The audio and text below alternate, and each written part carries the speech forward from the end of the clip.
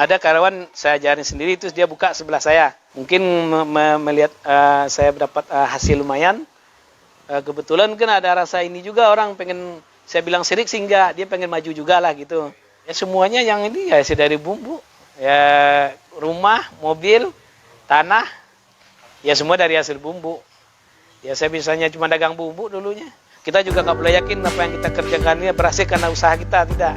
Oh saya sukses nih karena saya yakin, karena saya rajin. Enggak, dagang kita itu benar-benar ada manfaatnya buat orang lain. Kan kalau kita ngejar dunia, yang kita dapat dunia aja. Kalau kita ngejar akhirat, dapat dunia akhirat.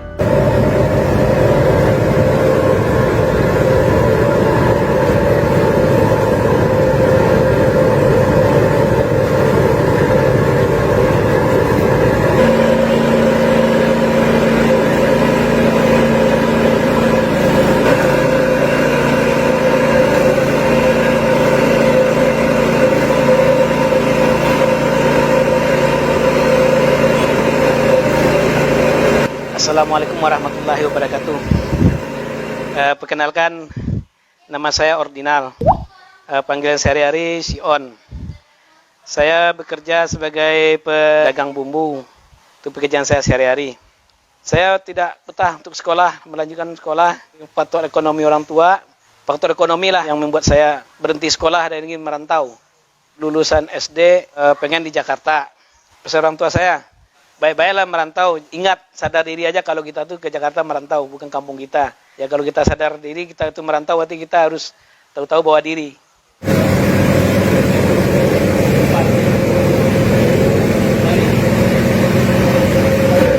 Ini pakai nol nih.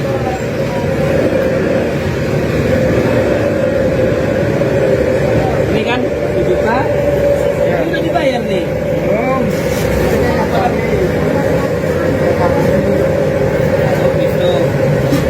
Ini yang bayar, ini. Iyalah. Semenjak saya nginjak Pulau Jawa udah saya buang, malu naragu udah saya buang. Pengennya dagang. Saya punya niat, tekad aja pengusaha sendiri. Ya cari duit lah judulnya, biar nggak jadi beban orang tua. Tujuan awalnya sih pengen memenuhi kebutuhan orang tua aja. Orang tua saya itu memang pekerjaannya petani. Saya inisiatif kalau saya punya duit, mungkin saya bisa bantu sedikit-sedikit gitu. Nah, itu tujuan saya, cuman ingin menginginkan beban orang tua.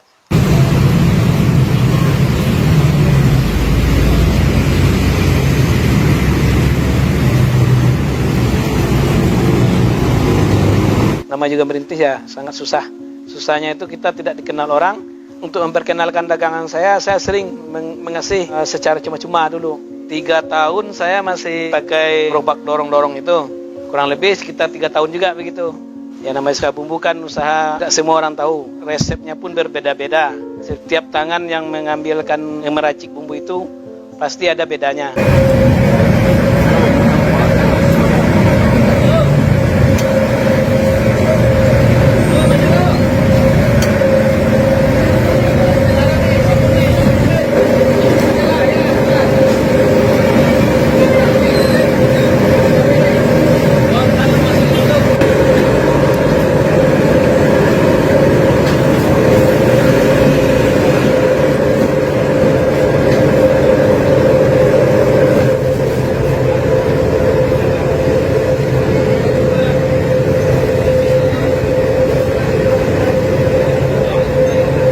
Kalau yang berkeluarga aja ada 2 kepala keluarga yang bergantung sama saya.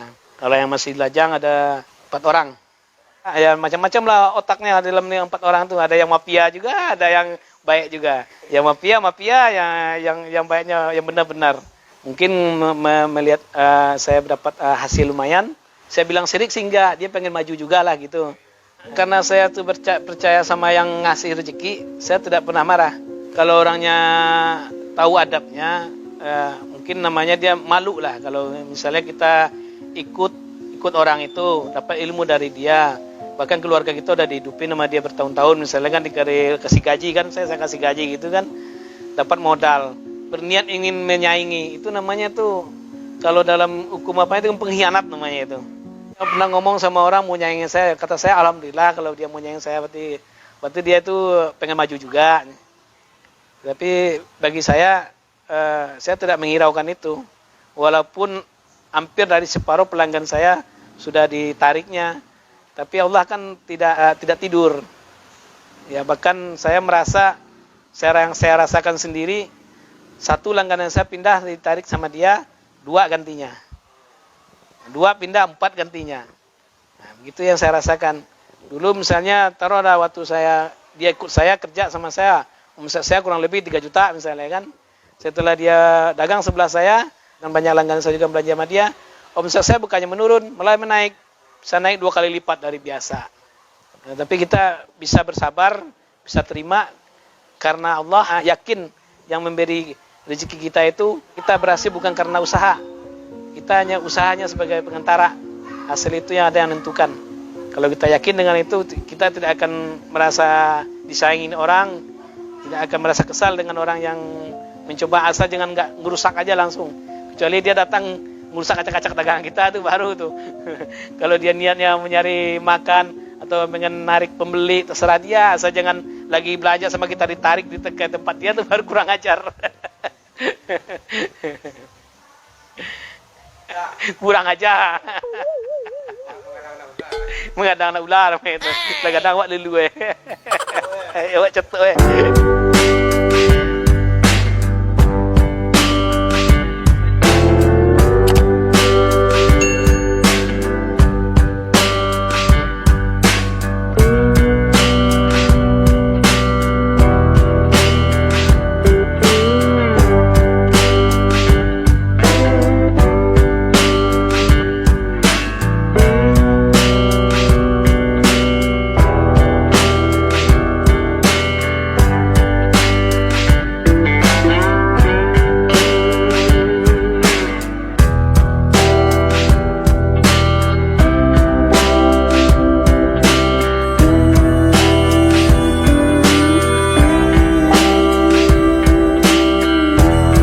Kalau saya pikir nama juga orang ya, budaya sosial pasti ada. Ya, penting kita kekeh aja ya, intinya kembalikan lagi sama yang awal. Kita sukses, kita berhasil bukan karena semata-mata karena usaha kita. Ada yang memberi kita rezeki, kita kembalikan ke itu. Tapi tanpa usaha juga tidak akan bisa, kita tidak akan dapat rezeki. Usaha dulu baru dapat rezeki. Kalau kita yakin rezeki kita itu ada yang ngatur, insya Allah kita tenang.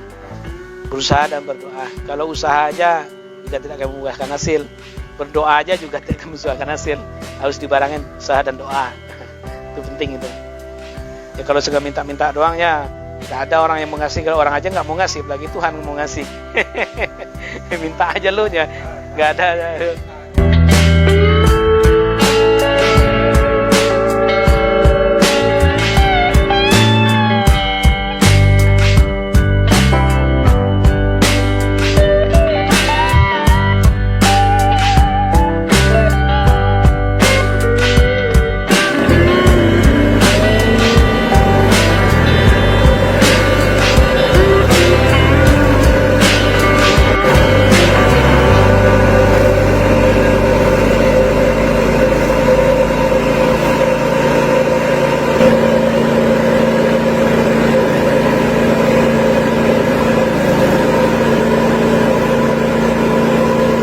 Saya sih nggak kalau untuk beda sama orang lain, saya juga nggak tahu ya. Kalau bumbu orang, kalau saya bisa bedain, mesti saya tahu juga bumbu orang itu bagaimana. Yang saya tahu ya bumbu saya bumbu saya giling. Misalnya kalau laos ya laos, nggak saya tambahin apa-apa gitu aja begitu. Cuman untuk rajikannya ya itu mungkin yang membedakan kali. Rajikannya, adukannya, kalau misalnya perempahnya, paling itu kali yang membedakan. Mungkin mereka takut ingin mengurang modal, dikurangin rempah-rempah yang ini. Nah, dari situ kan rasanya beda. Kalau untuk saya bilang bedanya sama orang ya, saya pikir sama aja bumbu ini. Ya laos ya tetap laos rasanya lah, kunyit tetap kunyit. Kecuali orang itu ditambah-tambahin yang lain, itu urusan dia, saya juga nggak tahu itu. Kalau menurut saya sih malah bagusan seperti itu juga. Ada yang pemikiran, oh dia saya pakai untung besar lah, saya tambah ini. Jadi kita ada pilihan orang. Mau beli murah, mau yang mahal, suka-suka kan. Kalau yang mahal itu pasti bagus. Kalau yang murah itu pasti ada yang dikurangin. Kita kalau bisa daganglah sepertinya Nabi berdagang gitu. Kalau bisa sih enaknya kalau kita biar kita dapat dunia akhiratnya, ya dagang seperti Nabi Muhammad, dagang syariah kalau bisa. Tapi jujur aja saya belum bisa seperti itu kan. Saya belum sanggup untuk berdagang syariah seperti yang dianjurkan Nabi itu, karena saya masih pengen untung besar. Insya Allah kalau kita awali dengan baik, berarti hasilnya baik, itu aja. Dagang kita itu benar-benar nanti ada manfaatnya buat orang lain. Uang yang kita terima dari orang itu mungkin bermanfaat juga buat kita. Dapatnya punya dunia akhirat. Kan kalau kita ngejar dunia, yang kita dapat dunia aja. Kalau kita ngejar akhirat, dapat dunia akhirat. Insya Allah, tergantung cara kita mengelolanya aja dan hasilnya bagaimana. Kan saya bilang, keberkahan hasil itu dari hasil kerja kita juga. Kalau kita kerjanya bersih atau bagus, bermanfaat untuk orang lain, mungkin hasilnya juga bermanfaat juga buat kita. Yakin sama usaha kita, yakin dengan yang siapa yang memberi rezeki kita. Kalau kita nggak yakin dengan kita yang memberi rezeki, atau kita juga nggak boleh yakin apa yang kita kerjakan ini berhasil karena usaha kita, tidak. Jangan kita selalu seolah-olah, oh saya sukses nih karena saya yakin, karena saya rajin. Nggak juga. Ya, pasti dengan ada yang memberi itu, ada yang memberinya. Ya kita yakin aja. Kalau ada yang memberi, kita harus saja meminta. Itu kalau kita kan orang Islam, ya kita percaya kan Allah itu yang memberi kita rezeki, ya kita minta ke situ. Kita kadang-kadang kalau udah agak jenuh kan, refreshing lah dulu, atau pulang kampung. Tapi lebih enaknya itu untuk refreshing itu untuk kita mengingat-ingat kalau kita bosan jenuh di Jakarta, dagang itu pulang kampung. Saya kalau kita pulang kampung itu kita mengingat waktu susah-susah kita dulu. Ketika balik ke Jakarta semangat lagi. Ya, mau kita begini. Enak kan di Jakarta. Secapek-capeknya, susah-susahnya di pekerjaan kita sekarang, mungkin lebih susah kita hidup di kampung ini. Soalnya kampung kita nama juga usaha, di situ kan kebanyakan yang bisa lakukan kan tani. Nah, kita coba aja kembali dulu ke awal, ke sawah, macul kan, capek. Udah, balik ke Jakarta pasti semangat lagi kerjanya. Orang yang gagal itu karena nggak betah aja. Kalau betah dalam usaha ini, tekun, insya Allah berhasil. Apa aja yang kita usahain, kalau kita tekun, berhasil. Pesan orang tua dari dulu, jangan tinggalkan sholat. Ya gitu aja, insya Allah. Semenjak saya ke Jakarta, walaupun kadang-kadang juga ada yang bolong-bolong sholatnya, insya Allah saya ninggalin sama sekali, nggak pernah, insya Allah. Sampai sekarang.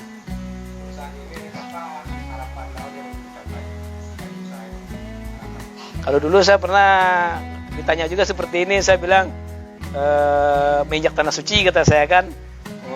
Alhamdulillah hari ini sudah, bahkan belum lama dari saat ini saya sudah baru balik dari tanah suci.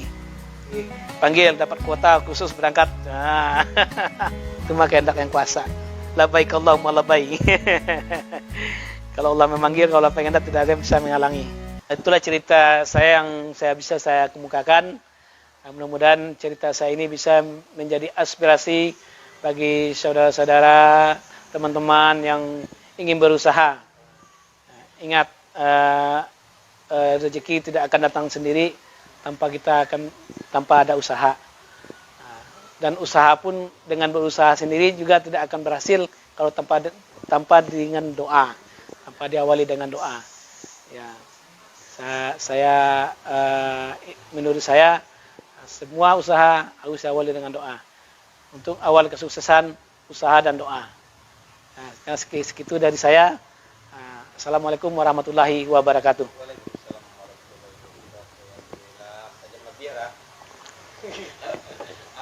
Ada edit kan? Itu udah. Dosa edit ya, biar gimana itu? Biar edit lo.